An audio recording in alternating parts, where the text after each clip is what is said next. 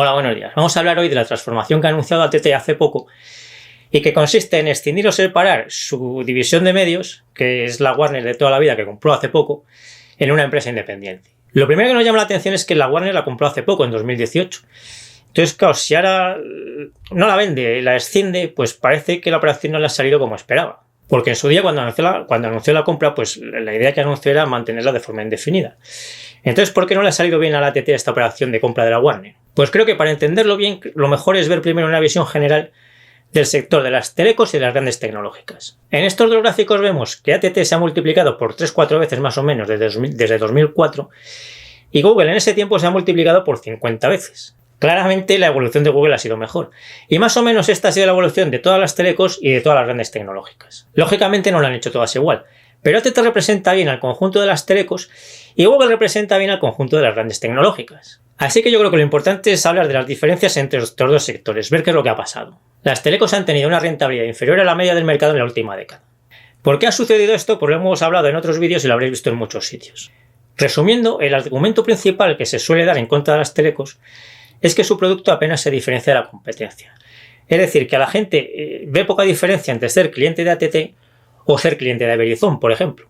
Y esto es cierto, pero pensad que a la gente nos importa muchísimo menos aún si los anuncios que vemos cuando navegamos por Internet nos los está enseñando Google o nos los está enseñando otra empresa de la competencia de Google. Porque aunque sean muy poco conocidas en general, tened en cuenta que es que hay muchísimas empresas que se dedican a enseñar anuncios por Internet igual que hace Google. Así que en realidad hay muchas más empresas haciéndole la competencia a Google que a AT&T. Y aunque no haya una gran diferencia entre ser cliente de AT&T o cliente de Verizon, al menos la gente sabe si está con AT&T o está con Verizon. Pero prácticamente nadie sabemos si los anuncios que vemos cada vez que entramos a Internet nos los está enseñando Google o nos los está enseñando otra empresa que hace lo mismo que Google. Así que yo creo que aquí no está la diferencia real entre el comportamiento de telecos y tecnológicas. ¿Dónde está entonces? Pues en la regulación. Cuando empezó el gran boom de Internet hace algo más de una década, pues los reguladores le prestaron mucha atención a las telecos como AT&T y ninguna a lo que ahora llamamos las grandes tecnológicas, pero que entonces eran bastante más pequeñas, ganaban bastante menos dinero o incluso lo perdían. Recordad cómo era Internet hace 25 años, por ejemplo, más o menos. Pues te conectabas a Internet con el módem que hacía los pitiditos por la línea telefónica de casa, la línea de cobre. Y como lo hacías con una llamada de teléfono normal y corriente, pues mientras había alguien conectado en Internet en esa casa ni se podía llamar por teléfono ni se podían recibir llamadas. Y casi nadie tenía móvil entonces. O sea que el fijo era lo principal para las telecomunicaciones. Y quedaba bloqueado al conectarte a Internet. Cuando abrías una página web que tenía una foto, pues soltabas las manos del teclado y te cruzabas de brazos, porque es que veías cómo la foto se iba cargando poco a poco y tardaba un rato largo. Los vídeos como YouTube eran imposibles. O sea, YouTube no existía entonces porque era imposible transmitir vídeos como se transmiten ahora. Así que la Internet de hace 25 años no tenía nada que ver con la que tenemos ahora. Y la mejora desde esa Internet primitiva que teníamos entonces a la que tenemos ahora se ha producido gracias a la inversión de las telecos como AT&T. Pensad que AT&T existía muchísimo antes que Google y AT&T seguiría existiendo aunque no existiese Google. Pero Google necesita imperiosamente que exista AT&T para que exista la propia Google.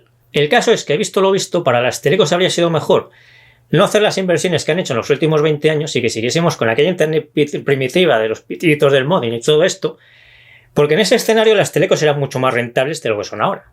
Está claro que el mundo es muchísimo mejor ahora gracias a todo el dinero que han invertido las telecos en las últimas décadas. Pero como los reguladores no les han dejado rentabilizar esas inversiones, pues para las telecos sería mucho mejor y mucho más rentable para ellas que nuestra sociedad estuviese muchísimo más atrasada de lo que está hoy en día. Lógicamente todos queremos que haya sucedido esto, que nuestra sociedad esté en el punto en que está ahora y en el que estuviese más atrasada.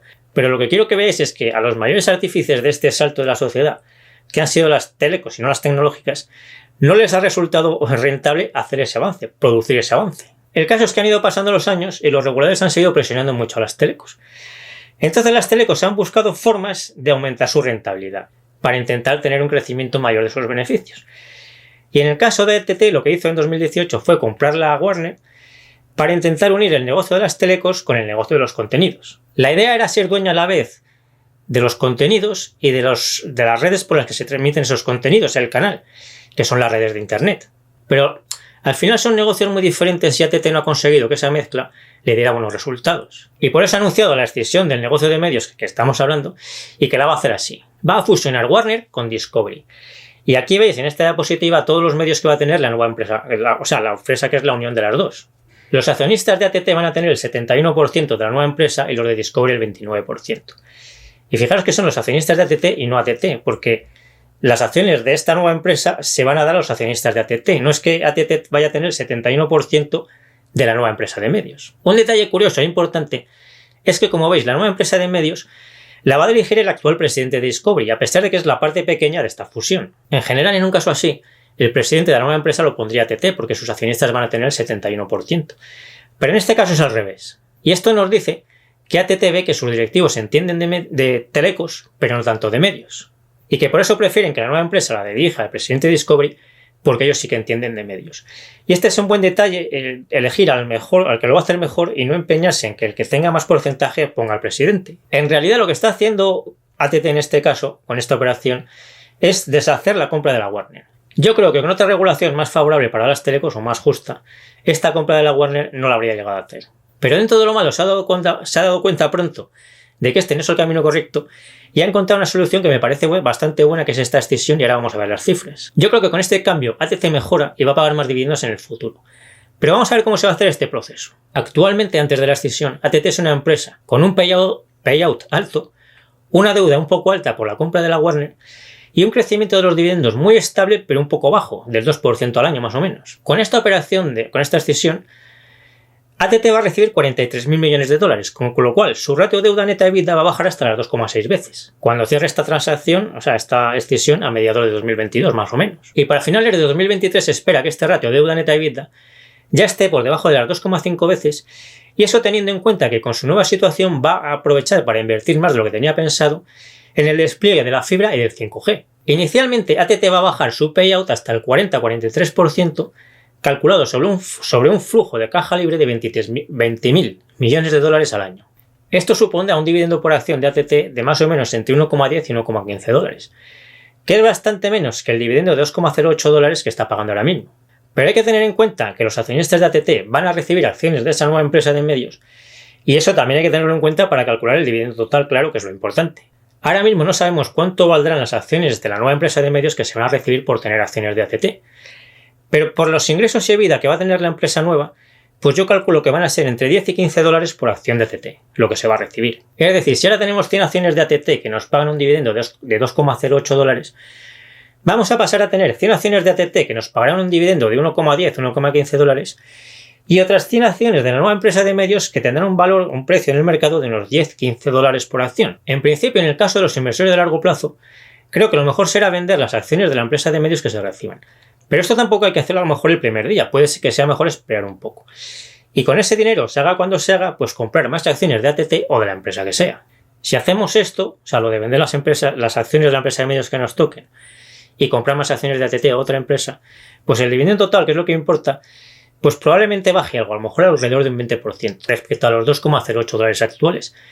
Pero la capacidad de crecer el dividendo de futuro de ATT va a mejorar. En primer lugar, tener en cuenta que esta bajada de más o menos del 20% del dividendo que podemos estimar se va a producir porque ATT va a bajar el payout para invertir más. Es decir, si no bajase el payout y mantuviese el payout actual, pues el dividendo se mantendría o a lo mejor incluso subiría algo. Pero además de eso es que desde el momento que se haga esta operación de escisión, ATT espera que su beneficio por acción pase a crecer el 5 o 10% al año, con lo cual su dividendo pues pasará a crecer ese 5 o 10% al año en lugar del 2% que está creciendo ahora. Así que en 2 o 3 años más o menos ya se estarán cobrando más dividendos de ATT que si no hiciese esta operación, y a partir de ahí el dividendo seguirá creciendo más que si no se hiciese esta operación. Además, en cuanto el ratio deuda neta EBITDA baje de las 2,5 veces, pues ya ha dicho que va a hacer recompras y amortizaciones adicionales de acciones para que el BPA y el dividendo crezcan más. Así que es posible que el dividendo que cobremos, el dividendo total entre ATT y la escisión en 2022 de ATT sea inferior al de 2021, pero creo que este cambio es muy positivo y que va a hacer que cobremos más dividendos de ATT en el futuro.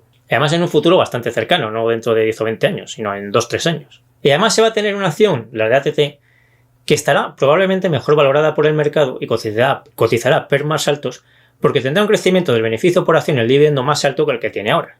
Otra cuestión importante a tratar, creo, es que si ATT hace esta bajada de dividendo en 2022, pues va a salir de las listas de aristócratas del dividendo. ¿Y nos debe importar que ATT salga de la lista de aristócratas del dividendo? Pues yo creo que no. Ya sabéis que yo a estas listas me parece bien mirarlas para coger alguna idea, pero creo que no nos debe importar si una buena empresa está en esta lista o deja de estar. Para mí eso no tiene importancia. Y ATT, con este cambio en el que sale de esta lista probablemente, es mejor empresa y mejor inversión. Os dejo por aquí también otro vídeo en el que trataba este tema de los aristócratas del dividendo. Yo creo que ATC entre 26 y 30 dólares es una muy buena compra, incluso en el caso de que no hiciese esta operación, y es mejor compra a estos precios porque va a hacer esta operación. Si me ayudáis a compartir estos vídeos y darle al me gusta y todo esto, lo agradezco mucho. Y yo me despido hasta el próximo vídeo y nos seguimos viendo en el foro de invertirenbolsa.info, en Facebook y en Instagram.